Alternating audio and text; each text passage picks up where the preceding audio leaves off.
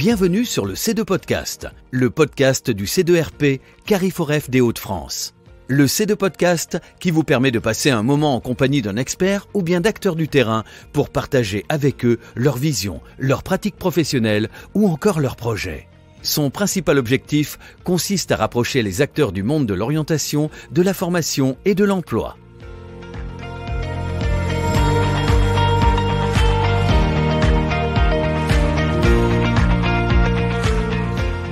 Bonjour et bienvenue dans ce tout premier épisode du C2 Podcast, épisode que l'on va consacrer à la présentation de la série que vous avez le plaisir d'écouter. Pour tout savoir sur ses auteurs, sur ses ambitions, son identité, sa programmation, j'ai le plaisir de recevoir Madame Florence Lecoq, directrice du C2RP, Cariforef Hauts-de-France. Bonjour Florence, pouvez-vous s'il vous plaît nous en dire un tout petit peu plus à votre sujet et nous présenter, s'il vous plaît, le C2RP. Bonjour. Donc, je dirige le C2RP maintenant depuis une dizaine d'années. Je suis fortement impliquée dans les politiques emploi, formation, orientation depuis un peu plus longtemps, une vingtaine d'années. Et j'ai l'extrême effectivement privilège de pouvoir diriger cette structure qui est un groupement d'intérêt public présidé alternativement par l'État et la région et financé par ces deux institutions. Le C2RP est un Cariforef, comme vous l'avez dit tout à l'heure, est le Cariforef des Hauts-de-France, donc un centre de ressources pour les professionnels de la formation, de l'emploi et de l'orientation, mais aussi un observatoire emploi-formation, du lien emploi-formation, et je reviendrai dans quelques instants. La vocation du C2RP, c'est bien d'accompagner les acteurs, les professionnels du territoire des Hauts-de-France. Nous sommes au service des politiques publiques, bien entendu de l'État et de la région en priorité, mais aussi du quadripartisme et des partenaires sociaux. Et nous accompagnons à la fois les institutions et les acteurs des Hauts-de-France et des territoires par de l'accompagnement et de la professionnalisation, mais aussi par de l'information. D'accord, on voit donc qu'il y a trois grandes orientations, trois métiers principaux, si j'ai bien écouté, c'est-à-dire l'observation, l'accompagnement et l'information. Est-ce qu'on peut justement détailler un petit peu chacun de ces points, détailler chacun de ces métiers? L'observation, par exemple, savoir comment elle est organisée, comment elle se manifeste et avec quels moyens elle est dispensée, diffusée. Alors l'observation, elle est faite autour du lien emploi-formation. Nous avons aujourd'hui une équipe de chargés d'études au C2RP qui, grâce à leur expertise, peuvent venir qualifier, expertiser ce lien emploi-formation à travers des études, à travers des diagnostics, à travers des évaluations. Nous le faisons en partenariat avec, bien entendu, l'État et la région, nos financeurs, mais aussi tout l'écosystème des pourvoyeurs de données et des acteurs qui existent. Par exemple, je pense particulièrement aux observatoires de branche et le rôle qu'ils ont au niveau de la qualification de leurs données. Donc nous travaillons avec eux pour pouvoir mettre en place des observations qui sont données en termes de diagnostic et d'éléments d'aide à la décision aux institutions, mais pas seulement, puisque depuis maintenant quelques années, nous qualifions ces données pour les rendre plus intelligibles pour les professionnels des territoires grâce à des outils que vous retrouvez sur le site du C2RP. On peut en mentionner un ou deux ? Alors, je peux mentionner par exemple l'Atlas, qui est un outil qui donne à voir la qualification de beaucoup de données autour du champ dans lequel nous sommes, notamment des données régionales des Hauts-de-France, mais encore une fois, l'intérêt aussi pour les acteurs du territoire, c'est qu'ils peuvent avoir par exemple les taux de chômage, les taux de création d'entreprises sur un territoire donné. On retrouvera ces informations en complément de la diffusion du podcast, donc ce sera effectivement très simple à retrouver. On avait 3 points à parcourir, l'observation, nous venons de le faire, l'accompagnement est le second point. Oui, alors l'accompagnement, il se fait naturellement pour le C2RP auprès de nos acteurs, puisque nous travaillons encore une fois avec tout l'écosystème, à la fois les organismes de formation, les CFA, les acteurs de branche, on parlait tout à l'heure des OPCO, et donc tous ces acteurs, tous nos partenaires on les accompagne dans une meilleure compréhension des enjeux d'évolution de la formation. Alors par exemple, je peux donner un exemple qui est l'information sur l'évolution d'une loi et de ses conséquences. La dernière loi, elle a encore des conséquences aujourd'hui. Pour être un peu plus concret pour nos auditeurs, notamment la mise en place, par exemple, de Calliope, qui a une importance grandissante pour les organismes de formation. Nous avons accompagné les organismes de formation dans la compréhension et l'application de Calliope pour cette année. Vaste sujet, Calliope. L'information, on va s'attarder un tout petit peu dessus puisqu'on le voit, c'est quand même assez riche. C'est une activité qui est vraisemblablement conséquente. Est-ce qu'on peut faire un petit focus sur 2 ou 3 points parmi les éléments relatifs à l'information, comme par exemple la typologie? On vient de voir qu'il y a une information telle celle dans laquelle on peut ranger Calliope, dont on vient de parler. Vous avez également mentionné de l'information, par exemple, sur la législation, la réglementation. Est-ce que jusqu'où ça peut s'étendre, jusqu'où s'étendent ces typologies-là et les attributions qui peuvent être les vôtres, ou la liberté d'informer, entre guillemets? La liberté d'informer, elle existe, puisque aujourd'hui, l'évolution a fait que le C2RP, en tant que centre ressources, est passé, comme beaucoup de structures, d'un centre papier à un site web.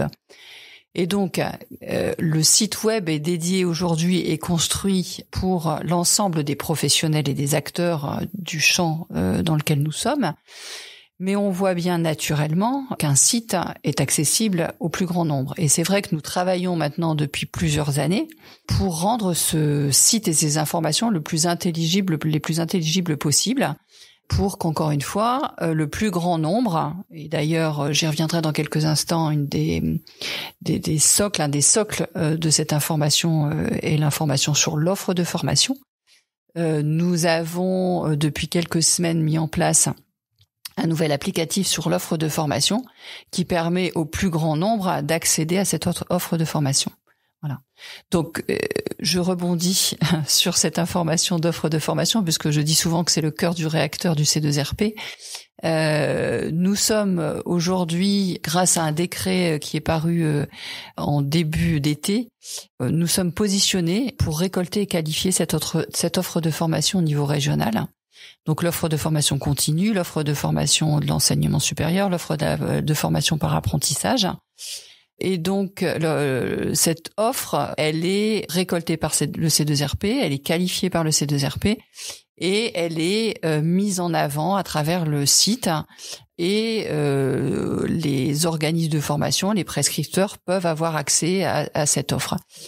Peut-être la chose aussi importante à retenir sur cette offre de formation, c'est que elle aujourd'hui alimente d'autres acteurs tels que Pôle emploi, les missions locales, mais aussi au niveau des Hauts-de-France, Proche Orientation et Proche Emploi. Et donc on voit l'importance pour nous de la qualification de cette offre de formation, notamment depuis maintenant quelques années, un chantier sur lequel nous sommes particulièrement mobilisés, c'est le marketing de l'offre de formation, c'est-à-dire qu'on voit aujourd'hui qu'il faut que cette offre, elle soit la plus compréhensible et la plus intelligible possible pour qu'il y ait prescription. Et donc voilà, c'est un chantier qui est en cours, et le nouvel applicatif en fait partie, mais nous travaillons ardemment avec les équipes pour rendre cette offre de formation la plus fiable et la plus claire possible. Le prétexte du descriptif que vous venez de donner relatif à l'offre de formation m'invite aussi à vous interroger sur les publics auxquels vous vous adressez. Alors les publics, là j'ai zoomé sur une information en particulier, donc dans notre centre ressources web que l'on trouve, mais il n'y a pas que cette information. On a aujourd'hui des informations d'actualité, on a des informations d'événements, on a aussi des dossiers. Tout à l'heure on parlait de Calliope. Donc on a aujourd'hui un public qui est, je dirais, le premier socle institutionnel. Mais aussi, encore une fois, les grands réseaux, des réseaux donc en premier lieu des organismes de formation, des CFA, je le disais tout à l'heure, mais aussi les orienteurs, les prescripteurs et des acteurs de terrain que l'on n'avait pas forcément en ligne de mire il y a quelques années, qui sont par exemple des acteurs d'insertion, des CCAS dans les territoires, des communautés de communes, voilà, des acteurs qui ont besoin, pour construire leur politique ou leur stratégie, d'informations qui soient données, qui soient fiables et clarifiées. Donc notre site aujourd'hui, qui sera en refonte encore dans quelques mois pour vraiment suivre les tendances, et aussi on sait que à travers le web et la création de cette chaîne aujourd'hui podcast, on a un exemple. Voilà, on doit aussi évoluer dans la manière dont on donne l'information à nos partenaires. Si on fait un petit bilan d'étape, on a de l'information adressée à différents publics avec la vigilance, le souci du marketing de cette offre. Cela nous donne des formes que l'on vient déjà d'aborder, comme des sites internet. Et quelles autres formes existent peut-être déjà, en plus des quelques sites qui ont été évoqués? Alors, on a et qu'on peut peut-être mentionner, pardon. On a une chaîne YouTube aussi. On a des webinaires qu'on leur retrouve bien entendu à disposition des acteurs. On a beaucoup investi, comme toutes les structures avec la période Covid et le confinement, dans des outils qui nous permettent aujourd'hui d'accompagner et donner de l'information à nos acteurs. Après, peut-être au-delà de ces trois métiers, si vous le permettez, l'enjeu aussi pour les prochaines années, c'est de mettre ces métiers-là au service de projets communs, de co-construction avec les acteurs, pour que on puisse les accompagner dans, par exemple, la problématique de l'innovation, dont on voit aujourd'hui qu'elle prend une part importante des formations et du positionnement des organismes de formation et des acteurs, mais où on est encore sur des je vais pas dire des tâtonnements pour certains, mais on voit qu'il y a des différents niveaux dans les acteurs de prise en compte de cette innovation en formation. Et donc le C2RP a tout à fait sa place auprès des décideurs, auprès des acteurs, des OPCO, pour jouer un rôle dans l'accompagnement et dans la co-construction, les échanges de pratiques, voilà. Et donc je pense que effectivement nos trois métiers, nos trois expertises permettent de pouvoir qualifier et accompagner les institutions et les acteurs sur des sujets tels que celui-là, puisque c'est un sujet d'actualité, et nous permettre d'avoir un positionnement dans cet écosystème qui est le nôtre. Et vous l'avez dit tout à l'heure, et nous l'avons dit en introduction, nous avons le plaisir de lancer le tout premier épisode donc du C2 podcast du C2RP.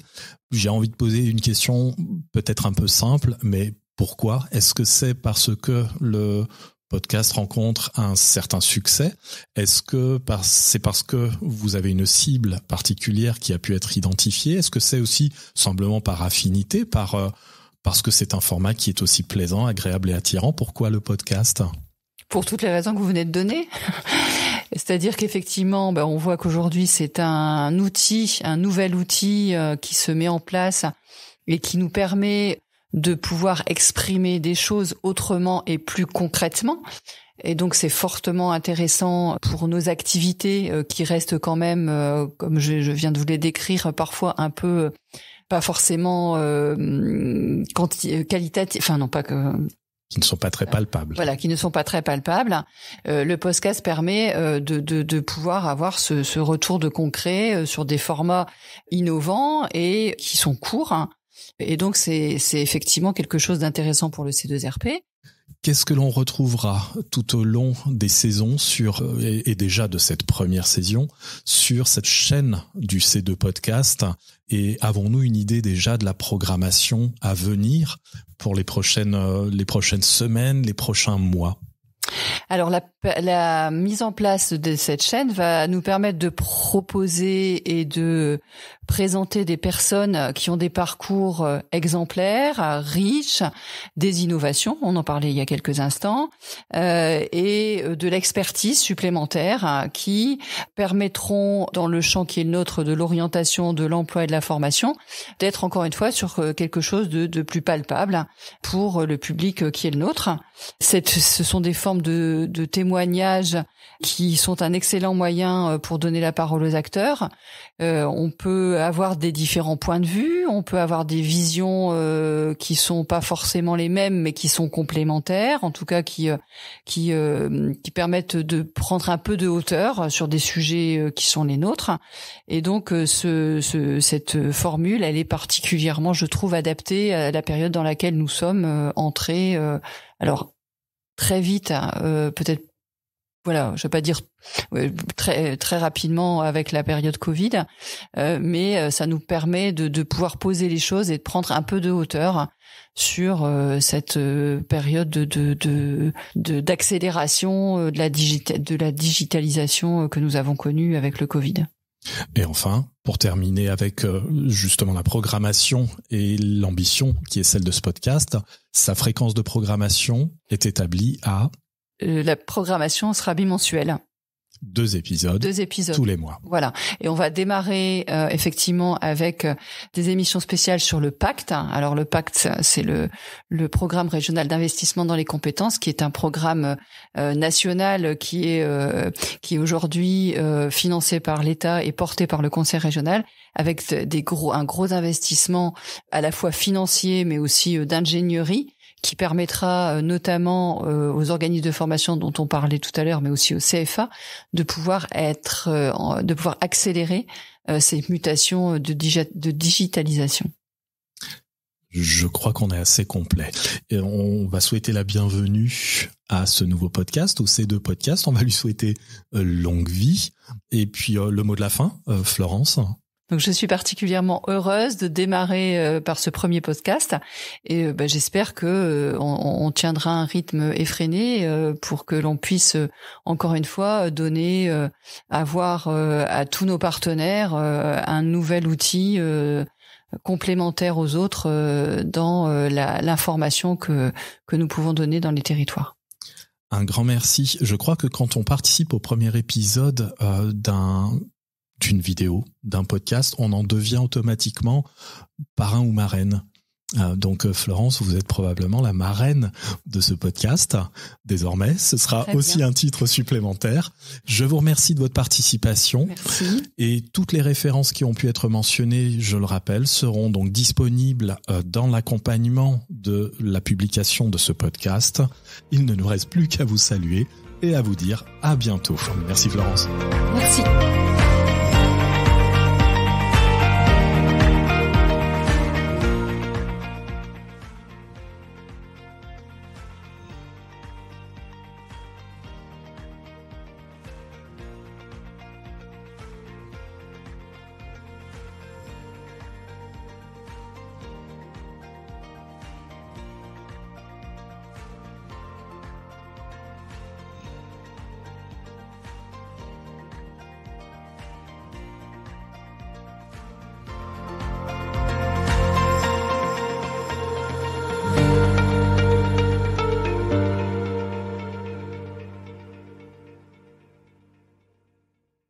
Merci de votre écoute. Si vous avez apprécié cet épisode du C2 Podcast, n'hésitez pas à le partager avec vos collègues ou avec toute personne pour laquelle il sera intéressant et utile. Laissez-nous librement un commentaire, posez-nous vos questions sur le sujet traité par le podcast ou encore faites-nous part de vos idées pour un prochain C2 Podcast. Et pour ne rien manquer de notre programmation, abonnez-vous au C2 Podcast sur vos plateformes préférées, Apple Podcast, Deezer, Spotify. Vous ne manquerez aucun épisode.